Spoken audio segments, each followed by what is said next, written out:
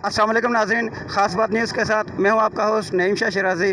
नाज़रीन, आज पिछली बार की तरह ख़ास बात न्यूज़ कराची की टीम ने मुख्तलिफ़ इलाकों का दौरा किया है और आज उन मसाइल को हाईलाइट करने की कोशिश की है, उन मसाइल को हुकूमत बाला तक पहुँचाने की कोशिश की है जिनमें बेरोज़गारी का मसला बहुत अहम है। और इस वक्त जिस बेरोज़गारी की बात हम करने जा रहे हैं वो आला तालीम याफ्ता तबका है जो अपनी डिग्रियाँ लेकर के जगह जगह घूम रहा है, लेकिन उसे कहीं पर नौकरी मैसर नहीं आ रही, कहीं पर उसे मुलाजमत नहीं दी जा रही है। सरकारी जॉब्स तो अलग बात है, सरकारी के अलावा निजी इदारों के अंदर भी कहीं पर जॉब्स नहीं दी जा रही हैं। इसी तरह कुछ ऐसे लोग भी हैं जो या तो बिल्कुल बेरोज़गार हैं या फिर वो नीम बेरोज़गारी का शिकार हैं। तो ऐसे लोगों से आपसे मुलाकात कराना चाहेंगे कि जो या तो रिक्शा चला रहे हैं या वो चिप्स के ठेले लगा रहे हैं या छोटे मोटे काम करके अपने गुज़र औक़ात कर रहे हैं। तो इस वक्त हम बात करते हैं एक चिप्स वाले से। अस्सलाम वालेकुम। वालेकुम अस्सलाम। जनाब, क्या नाम है आपका? फयाज़ अहमद सुमरो। फयाज़ अहमद सुमरो साहब, ये ठेला कब से लगा रहे हैं चिप्स का? ये तकरीबन 6 साल से लगा रहा। 6 साल से आप ये ठेला लगा रहे हैं। तो क्या आपके पास कोई तालीम भी है, कोई फ़न भी है या बिल्कुल ऐसे ही बस लगा रहे हैं? तालीम है अल्हम्दुलिल्लाह, पोस्ट ग्रेजुएट हूँ, BSc B.Ed हूँ, MA पास हूँ। ये पूरी डिग्रियाँ हैं मेरे पास। मैंने गुलामा में 10 साल काम किया है, उसके बाद फैक्ट्री बंद हो गई, फिर निकाला गया। उसके बाद जहाँ भी अप्लाई कर रहे हैं उसको रिजेक्ट कर दिया गया। सरकारी तो जॉब नहीं मिल रही, इसकी वजह से वो पैसे मांग रहे हैं, रिश्वत मांग रहे हैं, इस वजह से हमें नहीं मिल रही। अब मजबूर है, हमें घर का सर्किट चलाना है, इस वजह से हमने ठेला लगाया है। ये मेरी बात डिग्रियाँ ओरिजिनल है, ये मेरी BSc की है, ये मेरी MA की है और ये मेरी B.Ed की है। सारी डिग्रियाँ मेरे ओरिजिनल पढ़ी है। जहाँ भी जाते हैं हमें रिजेक्ट कर दिया। तो बोले सिफारिश नहीं है, अब नहीं कि क्या करें, इसके बारे में हमारा यही वसीला है और क्या करें। तो क्या आपका सर्किट इस चिप्स पर चल सकता है घर का? चल सकता, बहुत मुश्किल है, हम बहुत कर्जी हो गए हैं, मकान किराए का, छोटे छोटे बच्चे हैं, हमारा कोई पूछने वाला नहीं। तो अब से हुकूमत से क्या अपील करेंगे? हम अपील करेंगे तो बेरोज़गारी का मसला हल कराए, ताकि नौजवान तबका है जो इंटेलिजेंट से बाहर आ रहे हैं कमाने के लिए, उनको कोई बेनिफिट दे। बेनिफिट कोई किसी को नहीं दे रहा। जो भी आ रहे हैं उसको महीना 2 महीने जॉब रख के भी निकाल के दिया जाता है। तो मजबूरन मजदूरी करनी पड़ती है, क्या करें। अब छोटे छोटे बच्चों को रोज़ी करनी पड़ती है। और इस वक्त हम आपकी मुलाकात एक और भाई से करवाने जा रहे हैं जो बेरोज़गारी का शिकार है। जी अस्सलाम वालेकुम। वालेकुम अस्सलाम सर। क्या नाम है जनाब का? शबीर हैदर। शबीर हैदर साहब, आप कब से बेरोज़गार हैं? सर मैं तकरीबन 5-6 महीने से बेरोज़गार हूँ।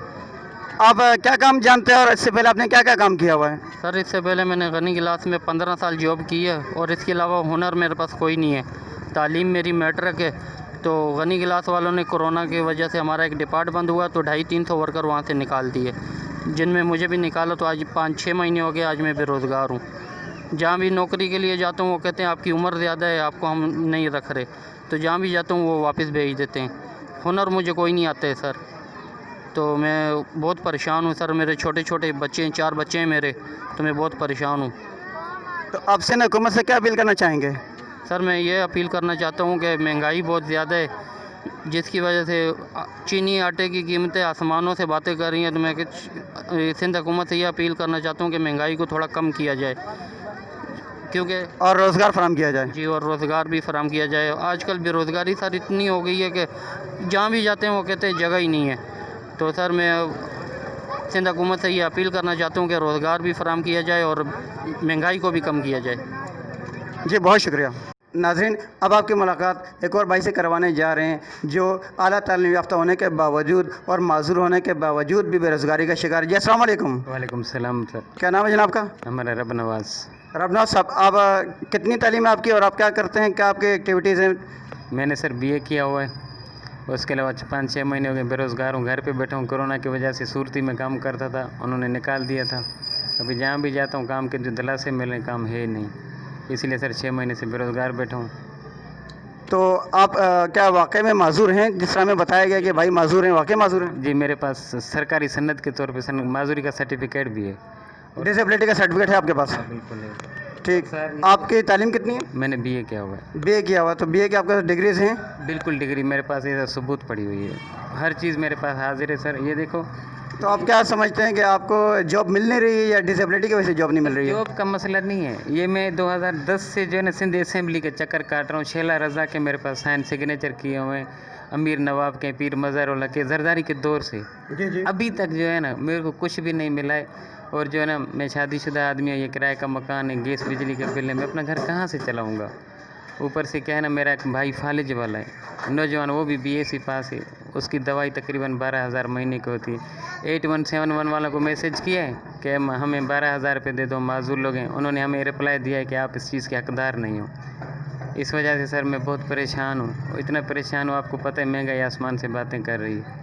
तो अब सिंध हुकूमत से क्या अपील करना चाहेंगे? सर सिंध हुकूमत से मेरी ये अपील होगी कि ये मेरे पास ये देख रहे हो, ये सनदें, ये 1, ये 2, ये 3, ये 4, ये 5, ये पीर मज़हर उल्लाह का साइन है, ये ठप्पे लगे हुए हैं। 10 साल से मैं आपके पास आ रहा हूँ। मुझे माजूरी कोटा पे अगर नौकरी दे देंगे तो मैं क्यों धक्के खाऊंगा, मैं क्यों किसी के आगे हाथ फैलाऊंगा?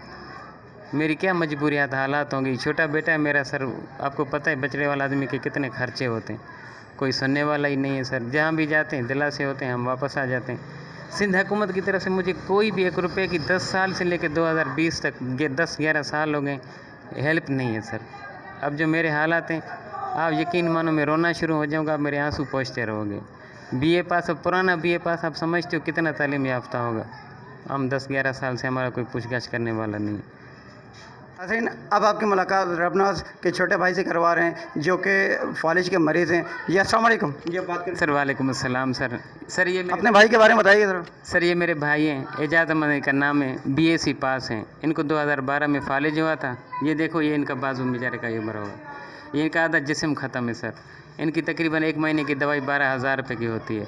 हर चीज़ बोल सकते हैं सर, अगर इसको अच्छी दवाई मिली होती तो इसका वक्त पे इलाज हो गया होता। आज इस बेचारे की ये कंडीशन है सर कि मैं आपको बता नहीं सकता हूँ। गरीबी के होते हुए सर हम दोनों भाई घर में रहते हैं। अब किराए का मकान भी है, माजूर आदमी, दूसरा भी माजूर आदमी है।